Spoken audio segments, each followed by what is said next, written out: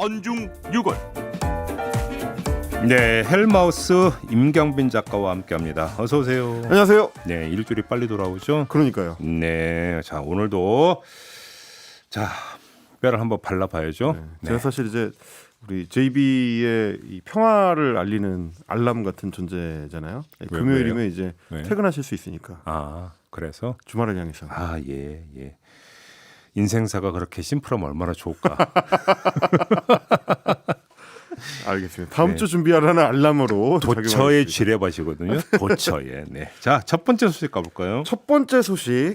친해도 쓴다는 코드 인사는 이전에 있었던 코드 인사는 어떻게 다른가? 좀 체크를 해보겠습니다. 네. 자, 이번에 이제 보수지들이 1차 개각이 끝난 이 장관 인선에 대해서 평가하는 말 중에 직접 겪어본 인사라는 이제 이야기가 있었습니다. 좀 인상적이었는데 이게 과연 그동안의 문재인 정부의 이제 내각 인선을 평가할 때 보수 언론들에서 계속 사용을 해왔었던 코드 인사라는 것과는 과연 뭐가 다르길래 이렇게 온도 차가 있는 비평을 내놓는가라는 네. 부분을 좀 짚어보려고 하는데요. 네.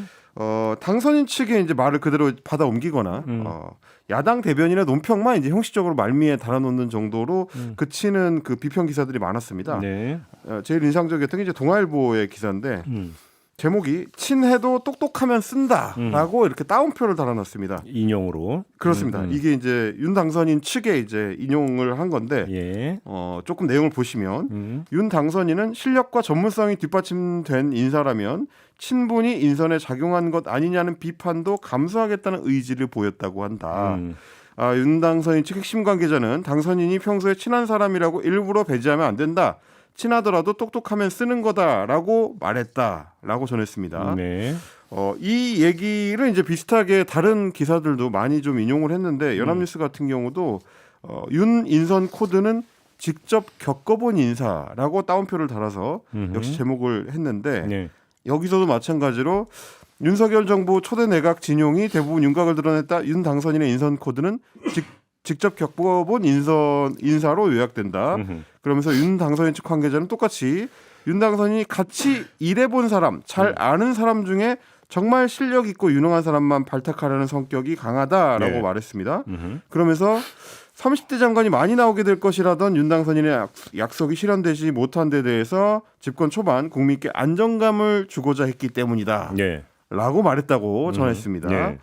30대 장관이 많이 나오게 하겠다라는 거는 사실상 당선자의 이제 후보 시절 공약이기도 했는데 예. 그 공약을 못 지킨 거를 그냥 안정감을 주려고 했다.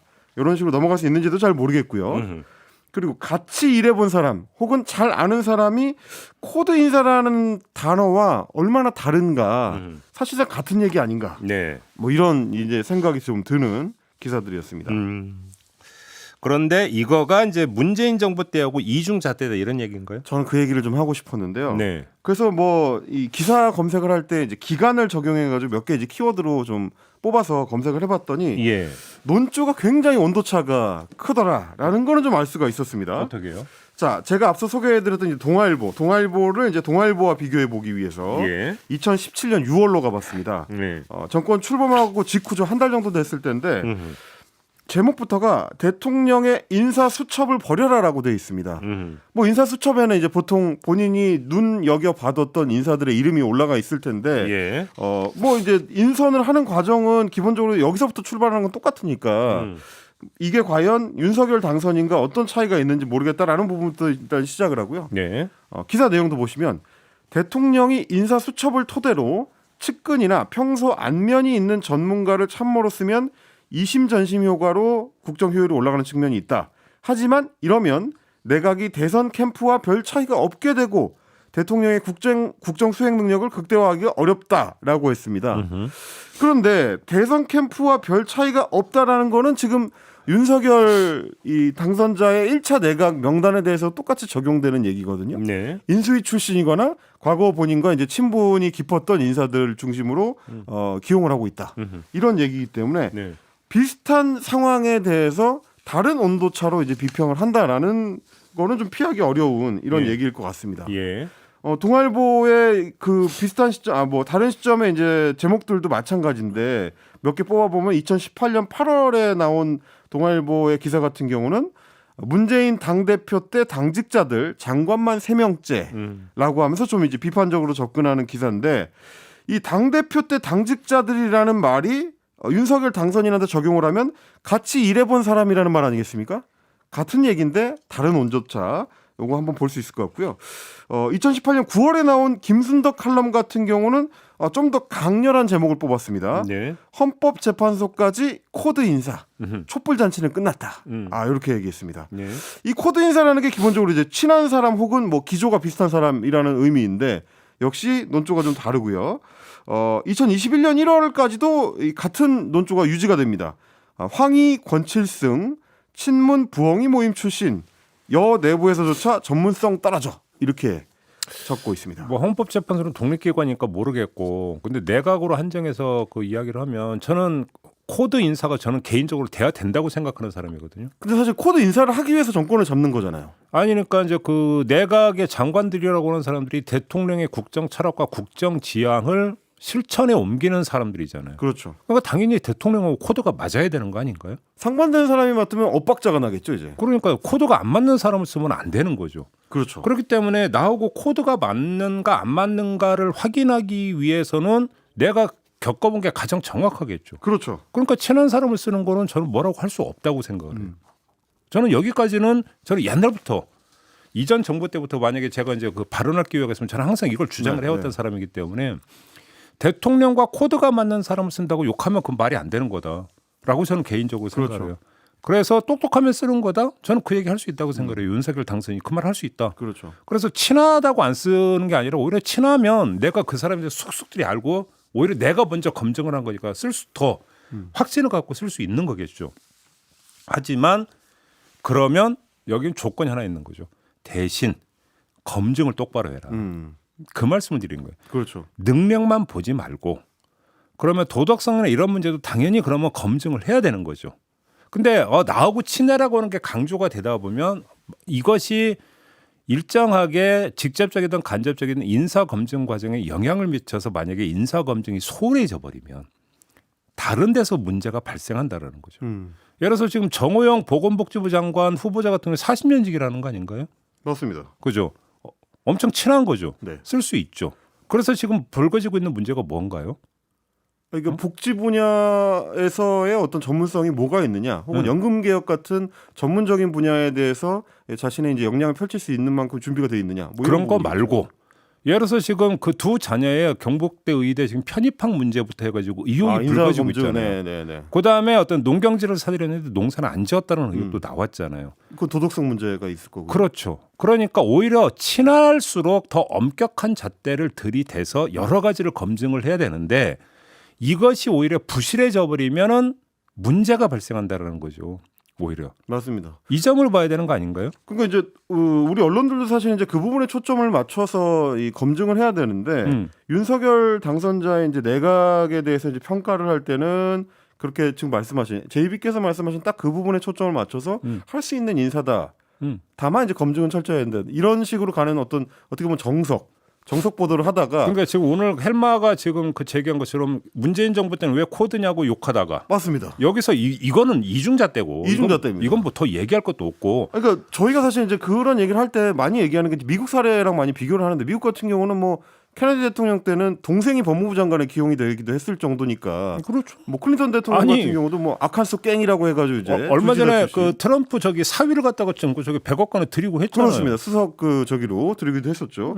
그런데 우리 이제 언론들이 2017년부터 2021년까지 써온 이 코드 인사라는 말의 그 뉘앙스는 우리가 지금 얘기하는 것처럼 본인의 어떤 국정 철학을 정확하게 반영해서 운영하기 위해서 아는 사람은 쓴다. 그러니까 할 수 있는 것이다라는 게 아니고 부정적으로 묘사하기 위해서 주로 이제 많이 사용을 해왔다는 거죠. 네. 그래서 제가 이제 그 뉴스 검색 사이트인 이제 빅카인지에서 키워드 검색을 좀 해봤는데 정권 초기에만 한정을 해가지고 2017년 6월 1일부터 2018년 연말까지 코드 인사라는 키워드를 검색해 보면 기사가 883건이 나오는데 엄청 많이 썼습니다. 주요 예. 매체에서만 이 정도로 쓴 거고 예. 대부분 부정적인 기조에 맞춰서 이렇게 하면 안 된다라는 방향을 맞춘 이제 기사들이 많았다라는 점을 좀 지적을 하고 싶었고요. 지금 말씀하신 것처럼 앞으로 인사 관련된 이야기는 그 사람이 친하냐 안 친하냐 얼마나 오래된 관계냐 이제 이런 것보다는 능력에 대한 검증 그리고 이제 도덕성이라든지 이제 법적 문제점에 대한 검증 이쪽에 조금 더 초점을 맞춰가는 그런 보도들이 많이 나오면 좋겠다라는 좀 생각을 해본 거였습니다. 그러니까요. 자, 그 이중자 때는 안 되죠. 안 됩니다. 근데 아무튼 이중자 때는 안 되고, 근데 뭔가 저는 뭐 코드 인사는 할 수 있는데 그 두 번째 문제는 있죠. 그러면 안배 인사는 어떻게 돼야 되는 거냐? 야, 이 문제는 있어요. 예를 들어서 이제 어제 이제 그 조각이 완료가 됐는데 보면은 뭐 그 영남, 서울 거의 대부분 이렇고 뭐 호남 출신이 한 명? 네. 자, 이러면 항상 조각이 이루어지고 내각을 이제 그 평가할 중에 하나가 지역 안배가 얼마나 이루어졌는가. 또 이걸 보거든요. 그다음에 출신 대학 이 편중 현상이 있느냐 없느냐. 맞습니다. 이것들을 보는데 이번에 좀 서울대 편중이 확실하게 드러났는데 자, 그러면 서울대 출신은 모두 일 잘하고 능력이 있고 서울대 출신이 아닌 경우는 그럼 능력이 없는 거냐? 그렇죠. 네. 그렇죠? 사실 이것도 따져봐야 되는 문제가 되겠죠. 그러니까 이제 당선자가 계속해서 인사 관련해서 강조하는 이 어휘가 몇 개 있는데 실력, 능력, 인품 이것만 본다. 그러면 예를 들어서 그러면 호남 출신이나 강원 출신이나 이런 그 분들은 그럼 또 실력이 떨어져서 한 명밖에 없었느냐? 그렇죠. 이것도 얘기가 돼야 되는 거거든요. 사실 딱 이제 그런 부분을 언론에서 조금 더 이제 데이터를 통해서 검증하는 작업이 들어가야 될 것 같은데 제가 최근에 그거 관련해서 본 것 중에 가장 인상적이었던 게시물은 언론 보도가 아니고 기본소득당 용해인 대표의 트윗이었습니다. 네. 거기서 이제 인구 구조별로 분석을 했더라고요. 지금 이제 대부분의 인재가 서울에서 발탁된다는 게 비율상으로 맞느냐를 이제 따져 들어갔는데 인구 구조상 50대 이상의 남성이 몇 퍼센트고 서울에 사는 사람이 몇 퍼센트고 이것과 지금 이제 인사의 비중을 비교했을 때 맞지 않는다. 그러면 우연히 윤석열 당선인 주변에서만 능력자가 주로 영남 남성 위주로만 이제 구성이 돼 있는 거냐. 뭐 이런 이제 비판을 했었는데 언론 보도들도 이제 그 부분을 좀 잘 맞춰서 접근할 수 있는 이제 보도들이 좀 많이 나오면 좋겠다라는 생각은 좀 들었습니다. 그러게요. 그러면서 저는 하나는 그 저 뭐 또 이제 저 개인 의견에 의해서 뭐 좀 뭐 짧게만 말씀드리면 탕평 인사라는 표현을 많이 쓰잖아요. 네. 저는 그거 안 맞는 얘기라고 생각하거든요. 왜냐하면 탕평이라고 하는 것은 전제군주 시절의 얘기죠. 영정조 시절 얘기죠. 그러면서 어떤 붕당이 있었고 붕당이라고 하는 것을 그냥 그 현대의 어떤 정당 정치에 그러니까 저 빗댄다 쳐요. 맞습니다. 이건 그 비교하는 것도 문제가 있지만 그래서 여러 붕당의 인사를 고루 등용을 한다. 라고 하는 그 등용해 주시는 누가 됩니까? 임금님이 되는 거잖아요. 맞습니다. 임금님은 붕당에 소속돼 있지 않기 때문에 그 탕평이 가능한 거예요. 그것이 어차피 다 내 백성이니까. 어차피 내 다 신하이니까 네. 거기서 탕평이 가능한 건데 대통령은 정당에 소속되어 있어요. 그러니까 국가 원수 아니냐 그 얘기가 아니라 국가 원수는 대외적으로 국가를 대표하는 분 아닙니까? 그잖아요. 근데 또 행정부의 수반으로서 특정 정당의 어떤 그 당원으로서 특정 정당과 본인의 가치를 구현하고자 하는 거잖아요. 국정이. 그렇죠. 그러면서 거기서 왜 탕평이 왜 나옵니까 도대체? 오히려 책임 정치가 강조가 되면 되는 거지. 그게 민주 정치 원리에 맞는 거 아닌가요? 정당 정치의 원리에 맞는 거고. 저는 그런 점에서 언론도 좀 제발 좀 그런 그 구시대적인 어떤 그 저기 뭐냐 틀 좀 버려라. 이 말씀을 좀 꼭 드리고 싶은 거고. 그다음에 코드 얘기하려면 일관된 잣대를 좀 갖고 얘기해라. 네. 맨날 정치권 가지고 내로남불 이중잣대라고 욕하는데 본인들은 어떤지 한번 좀 봐라. 맞습니다. 이 말씀 꼭 드리고 싶은 거고요. 제발 좀 줏대 있게 좀 그러니까 논조를 잡더라도 잡아라. 이 말씀 드리고 싶은 거죠. 그래서 저희가 이제 그 보도 행태에 대해서 좀 꾸짖어 봤는데 이번에는 그러면 당선자 쪽으로 이제 초점을 좀 옮겨 보면 네. 당선자는 그러면 언론이나 어떤 보도에 대해서 어떤 태도를 가지고 있느냐를 좀 살펴볼 필요가 있을 것 같습니다. 네. 최근에 이제 가장 좀 이야기가 많이 나오는 게 뭐 저희가 조금 전에도 얘기했지만 정호영 보건복지부 후보 같은 경우에 워낙 비판 보도들이 많이 나오고 있고 특히 이제 과거 매일신문에 썼던 이제 칼럼들에 대해서 이제 지적하는 기사들이 많이 나오다 보니까 지난 14일 엊그제 그 2차 장관 인선 발표를 윤석열 당선자가 직접 한 뒤에 네. 질문을 하는 기자가 있었습니다. 그거에 대해서 들어보지 못한 얘기다라고 하면서 뭐 일종의 이제 피해가는 모습을 보인 장면이 있었는데 직접 오디오를 한번 들어보고 말씀 나눠보시겠습니다. 그런데 이제 1차 발표한 내각 인선에서 일부 후보자의 경우는 그 과거 발언으로 논란이 되면서 사퇴 압박까지 받고 있습니다. 어떤 입장인지 궁금합니다. 저는 듣지 못한 얘기인데 뭐 무슨 문제가 있으면 취재를 해서 보도를 좀 하시면은 제가 살펴보겠습니다. 아니 그러니까 이 대답은 말이 안 되는 대답이에요. 인사 검증을 해서 인사 검증 결과 자신이 있으니까 발표를 한 거잖아요. 그렇죠. 지명을 한 거잖아요. 네. 그러면 그 뒤에 이러이러한 문제가 있다고 언론이 제기를 하면 그러면 먼저 뭔가 살펴봐야 하는 게 인사 검증 과정에서 뭔가 허점이 없었는지 부실이 없었는지를 보고 이게 문제가 있다면 저희가 좀 인사 검증을 소홀하게 했습니다. 죄송합니다. 이렇게 접근하는 게 맞잖아요. 맞습니다. 그런데 그럼 취재를 해서 한번 보도를 하시면 제가 살펴보겠습니다. 아니 그리고 어떻게 이 얘기가 어떻게 나와요, 이 얘기? 이미 많은 보도가 나오던 시점이거든요. 이게 굳이 얘기를 하자면 신문을 안 본다는 얘기가 되는 건데요. 그러니까 이게 왜냐하면 이미 칼럼에서 드러났던 뭐 출산은 애국이라든지 뭐 3m 청진기라든지 이런 칼럼들의 인식이 심각한 문제가 있다라는 이 비판적 보도들이 많이 나오던 시점이고 경북대 병원장에 재직하던 시절에 아들과 딸이 혹시 이제 의대 편입하는 과정에서 특혜가 있었던 거 아니냐 이런 비판 기사들도 많이 나오던 시점입니다. 13일 저 시점이면. 근데 지금 당선자는 취재를 해서 보도를 하면 살펴보겠다고 하니까 이미 보도되고 있던 내용들은 살펴보지 않았다는 얘기가 되는 거라서 예. 그러면 지금 말씀하신 것처럼 인선을 해놓고 인선에 대해서 국민 여론이 어떤 식으로 반응하는지를 그 뒤에 이제 살피지 않는다는 얘기가 되는 거니까 지금 관련해서 인사 되는 검증 거죠. 관련해서 기사가 어떻게 나오냐면 국민 눈높이를 최우선에 둔 혹독한 검증 기준을 마련 중이라고 한다라는 보도가 있었어요. 네, 그럼 국민 눈높이와 혹독한 기준이 지금 적용이 된 것이냐? 그렇죠.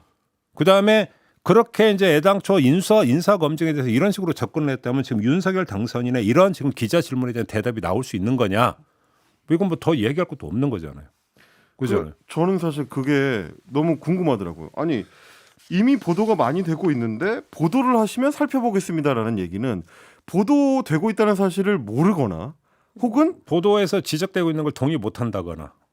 그렇죠. 이거보다 더 이제 확실한 걸 가져와라 이런 의미라거나. 근데 뭐 예를 들어서 저는 그 정호영 후보자가 매일신문에 기고했던 칼럼. 네. 예를 들어서 이제 그거는 윤석열 당선인이나 인사검증팀에서 이거는 개인의 의견이고 개인의 생각이니까 뭐 그것이 꼭 탈락사유가 아니다. 이렇게 봤다면 그렇죠. 그거는 이제 청문회 과정에서 이제 정책 논란이 벌어지면 되는 문제인데 그 다음에 불거졌던 편입학 과정에서 뭔가 의혹이 제기되고 있는 부분들. 저는 이거에 대해서 뭐라고 할지가 저는 오히려 더 궁금한데요. 왜 그러냐면 본인이 검찰총장으로 있으면서 했던 수사 혹은 딱 맞닿아 있는 부분들이 있다라는 거잖아요. 그렇죠. 이 부분에 대해서 그러면 이제 나중에 기자들이 물었을 때 윤석열 당선인이 어떻게 대답할지 저는 그거 정말로 궁금하거든요. 앞서가서 제가 뭐 미리 가정을 하거나 그림을 그려서 예단은 안 하겠습니다만 정말로 궁금한 대목이다. 이 점만 좀 말씀을 드리겠고요. 뭐 저는 이제 이번 기자회견 그 장면을 보면서도 윤석열 당선자가 뭔가 이제 기자들한테 곤란한 질문을 받을 때 취재를 해보라라고 이야기하는 이 어떤 말 습관 같은 게 좀 있는 것 같아서 이게 마음에 안 드니까 그보다 더 확실한 증거를 가져오라는 건지 혹은 순간적으로 이제 이 벗어나기 위한 어떤 방식으로 이제 이런 습관을 보이는 건지는 모르겠는데 어찌됐든 언론관에 대해서는 저희가 이제 비판을 하지 않을 수 없다. 뭐 이런 말씀 좀 드리고 싶었습니다. 알겠습니다. 다음으로 넘어가죠. 다음은 또 팩트 체크를 가져왔는데요. 네. 연합뉴스의 이제 팩트 체크 지난주에 저희가 한번 그 점검을 해봤었는데 네. 지난주에는 이제 숫자의 검증에만 매달려서 편향된 자료 한두 개만 들여다봤을 때 놓칠 수 있는 문제들. 네. 뭐 김예지 의원의 장애인 콜을 이제 2시간 이상 기다릴 경우가 많다라는 발언에 대해서 30분밖에 안 기다린다. 이런 팩트 체크를 했던 거 네. 지적을 했었는데 오늘은 팩트 체크란 형식의 본질을 놓치면 자칫하면 허무 개그가 된다라는 점을 좀 보여드리고 싶었습니다. 자, 코너화된 팩트 체크 형식의 묘미는 일단 정치인이나 유명인이 어떤 발언을 했을 때 이 발언이 틀렸다, 팩트가 틀렸다라는 지적을 해서 어떤 일종의 카타르시스를 독자들한테 제공하거나 네. 아니면 우리가 이제 오래 갖고 있었던 통념이나 편견 이런 걸 실제로 이제 검증을 해봤더니 내용이 좀 다르더라, 진짜 사실은 이렇더라, 이런 이제 카타르시스를 주거나 이 두 가지의 이 뒤집기야말로 이제 팩트 체크의 묘미라고 저는 이제 생각을 하는데요. 예. 그리고 어떻게 보면 그렇게 뒤집을 수 있지 않은 소재는 굳이 지면이나 전파를 통해서 전달할 필요가 있는가라는 점도 이제 고민을 해봐야 된다고 생각하는데 오늘 가져온 연합뉴스 팩트 체크는 그런 약간 허무한 측면이 좀 있습니다. 예. 연합뉴스가 이제 다루게 된 게 윤호중 민주당 비대위원장의 발언인데요. 윤호중 비대위원장이 지난 12일에 CBS 라디오에 출연을 해가지고 검찰 개혁의 불가피성을 언급하면서 검찰 범죄에 대한 기소율이 0.2%밖에 안 된다라는 말을 했습니다. 그런데 연합뉴스가 그래서 이렇게 얘기를 하는 거죠. 검찰이 제 식구 감싸기를 해왔다는 주장을 뒷받침하는 근거로 낮은 검사 범죄 사건 기소율을 언급한 것으로 풀이된다. 윤 위원장은 검찰 권력이 비대하다 보니까 법조 시스템 문제 전체에 문제가 생긴다고도 지적했다. 검찰의 검사 관련 범죄 사건 기소율이 실제로 0.2% 수준일까? 라고 기사가 시작이 됩니다. 그래서 해보니까 얼마가 나왔대요? 그러면 사실 이제 0.2% 수준일까라고 하면 보통은 실제로 따져보니 아니었다 이렇게 되는 게 이제 자연스러운 흐름이죠. 네. 실제로 따져봤더니 아니었다는 겁니다. 근데 문제는 더 낮았다는 거죠. 0.2%보다 더 낮은 0.1%가 나온 겁니다. 이거 이제 그래프로도 만들었는데 예.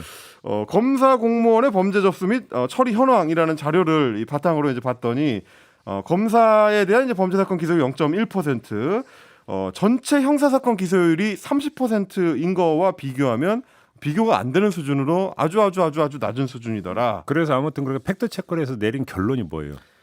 결론은 보니까 윤호중 비대위원장의 발언보다 더 낮았다라는 게 일단 1차적인 결론이고요. 네. 그리고 이제 연합뉴스 기사에서는 그 법무부 관계자의 설명을 좀 인용을 했는데 보통 이제 검사에 대한 어떤 고발 사건들이 사건 처리에 불만이 있는 사건 관계인들이 고소한 경우가 많기 때문에 네. 혐의 인정이 어려운 경우가 대부분이다라는 설명을 덧붙였습니다. 그러니까 이 설명만 보면 결국은 검사들한테 제기되는 의혹들이 대부분 실제와는 좀 거리가 있었기 때문에 약간 부풀려진 통계다. 이런 의미가 좀 담겨 있는 걸로 보이거든요. 예. 근데 지금 이제 검사들에 대해서 국민 여론이 이제 지탄을 하는 거는 단순히 범죄 관계인들한테서 억지 고소를 당해서 검사들이 참 억울하겠구나라는 얘기를 듣기 위한 게 아니고 우리가 알고 있는 그 많은 의혹 사건들, 뭐 흐지부지됐던 김학의 사건이라든지 99만 원에 딱 맞춘 접대비 사건이라든지 뭐 바로 얼마 전에 문제가 됐던 안전지대에서 교통사고를 일으킨 부장검사를 불기소 처분한 사건, 뭐 그 외에도 뭐 그랜저 검사, 벤치 검사 때마다 나오는 네. 각종 검사들의 이제 비리 의혹 사건을 제 식구 감싸기를 하느라 부실 수사를 하거나 혹은 아예 그냥 불기소 처분해 버리는 그 사건들이 누적해온 불신의 결과인 건데 단순히 0.2%, 0.1% 이게 맞느냐 틀리냐 이거를 우리가 알려달라는 게 아니지 않습니까? 그리고 뭐 법무부 관계자의 설명을 인용해서 사실은 검사들이 좀 억울합니다. 이렇게 얘기하려는 건 좀 아니지 않습니까? 이런 부분들을 좀 이게 놓치고 있다. 지난주에 말씀을 드렸으니까 뭐 더 길게 안 드리겠는데요. 사실은 맥락에 놓일 때 비로소 의미를 갖게 되는 거거든요. 그렇죠. 맥락이 없는 거잖아요. 한마디로 이야기하면. 더 길게 얘기할 뭐 있어요. 그래서. 그 맥락을 짚은 댓글이 굉장히 인상적인데 네. 어차피 보수 성향의 사람들은 제목만 보니까 민주당이 가짜뉴스 만들었다고 하겠구먼이라고 한 게 제목만 보면 윤호중이 뭔가 거짓말했구나라는 것 같은 팩트체크로 보일 수 있다는 그런 지적인 것 그럴 같습니다. 수도 있겠네요. 제목만 보고 본문 안 보는 경우도 되게 많이 있으니까. 왜 팩트체크를 했겠어요? 윤호중 비대위원장이 뭔가 잘못된 발언을 했으니까 팩트체크를 했겠지라고 모두가 기대를 하게 된다. 저희 같은 경우도 썸네일만 보고 그냥 그 내용 안 듣고 그냥 뭐 댓글 다는 경우 많이 있더만요. 그러니까요. 뭐 비슷한 거라고 봐야 돼요. 넘어갑시다. 네. 자 마지막이요. 이것도 역시 마찬가지로 제목 낚시에 관한 건데요. 네. 매일경제가 얼마 전에 이제 단독 타이틀을 달고 이제 기사를 하나 냈는데 60년 만에 청와대 앞 시위 가능해진다라는 제목입니다. 네. 일단 첫 대목만 딱 보면 엄청 반갑습니다. 우리가 이제 민주주의가 많이 진전이 돼가지고 대통령 집무실 앞에서도 당당하게 집회와 시위를 할 수 있는 나라가 여기서 됐구나. 청와대는 게 용산 그 집무실 얘기하는 건가요? 아닙니다. 지금 청와대입니다. 지금 청와대? 지금 청와대 효자동에 있는 청와대입니다. 종로에 있는 청와대. 그러다 보니까 이 뒤에 이제 살짝 달린 게 다음 달 10일 0시부터라고 단서가 달려 있는데 이 얘기인 즉슨 그때 집무실 그러니까 그때 없는 거잖아요. 그렇습니다. 집무실 옮겨서 빈집이 된 청와대 앞에서는 집회와 시위를 할 수 있게 된다. 당연히 할 수 있죠. 당연히 할 수 있죠. 왜냐면 아무 의미가 없는 공간이, 그러니까 뭐 대통령이 집무하는 공간이 아닌 게 되는 거니까. 그러니까. 법적으로 거기서 집회와 시위를 하는 걸 막을 권한이 없어지기 때문에 그냥 자연스럽게 풀리는 거거든요. 예. 근데 이제 이게 얼마나 허무한 얘기인지를 비교를 해보자면 같은 날 나온 연합뉴스의 기사 제목을 보면 됩니다. 초점이 전혀 다릅니다. 연합뉴스 제목은 경찰 용산 대통령 집무실 반경 100m 집회 금지 가닥이라고 되어 있습니다. 그러니까 용산에 새로 만들어질 대통령 집무실에서는 지금의 청와대와 똑같이 집회가 금지되는 이 제한되는 반경이 적용이 된다는 거죠. 네. 그러니까 옮겨지는 대통령 집무실에서 어떻게 되는지가 기사로서는 궁금하고 중요한 거지. 네. 빈 껍데기가 될 청와대에서 집회가 가능해진다는 얘기는 사실 별로 의미가 없는 얘기거든요. 아니 시위라고 하는 게 뭔가 목소리를 내서 들어달라. 우리의 그렇죠. 목소리를 들어달라라고 하는 외침이잖아요. 그렇죠. 그러면 들어줄 사람이 앞에 있어야 시위가 가능한 그렇습니다. 근데 거기가 공엄된다는 거죠. 비어질 청와대 앞에서 집회를 해봐야 이제 관광객분들만 이제 만나게 되는 거니까 의미가 뭐 이제 그분들의 이제 집회 시위 목적을 달성할 수 있을지 일단 모르겠고. 예. 그리고 이제 저는 오히려 이런 기사를 접근할 때 물론 이제 스트레이트성으로 단순 사실을 전달하는 것도 중요하지만 좀 깊이 있게 접근하는 태도도 중요하다고 생각하는 게 네. 비슷한 기간에 나온 노컷뉴스의 기사는 조금 더 심도 있게 이 사안을 좀 다뤘습니다. 그래서 제목부터가 용산 집무실 시대에 집회 시위 구역은 차로뿐인가라는 제목이 달려 있습니다. 그래서 예. 표현의 자유가 논란이다라는 건데 법률상으로는 지금 이제 집회와 시위를 규정하고 이제 제한하는 폭이 대통령의 관저로 규정이 돼 있는 상태인데, 관저입니까? 네, 관저로만 이제 법률의 용어로는 이제 관저로만 이제 제한이 돼 있는데 예. 경찰이 이거를 좀 무리하게 확대 적용을 하고 있다. 그래서 대통령의 집무실까지도 이제 확대 적용을 해서 반경 100m 적용하는 게 맞는지를 한번 따져볼 필요가 있다라는 내용이 하나 들어 있고요. 그럼 제기할 수 있는 문제죠. 예.